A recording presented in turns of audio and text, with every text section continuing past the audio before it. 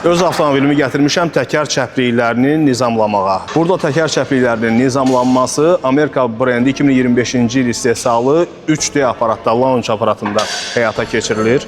Ümumiyyətlə, bu çox vacib məsələdir ki, təkər çəplikləri dəqiq bilinsin. 38 sensordan ibarət bir avadanlıqdır və avadanlığın quraşdırılması bu formada olur. Sensorlar bir-birlərini görür və əsas da bu aparat vasitəsilə onlar bir-birlərini oxuyurlar və diaqonal formada da oxuya bilirlər. İnformasiyalar ötürülür buradakı monitora.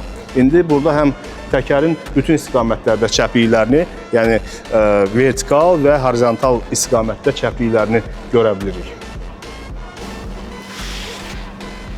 Təkər çəplikləri nizamlanmayanda təkərlər qeyri-bərabər yeyilir, ümumiyyətlə tez sıradan çıxır, avtomobilin dinamikası pozulur, yol tutumu zəifləyir. Ona görə də təkər çəpliklərinin vaxtında nizamlanmasında fayda var. Xüsusi bahalı disklərdə diskin zədələnməməsi üçün belə bir qurğu da var. 3D qurğunun bazasında 55 min avtomobil olduğuna görə bütün avtomobil modellərinin zavod istehsalçı göstəricilərini dəqiqliklə oxumaq olur.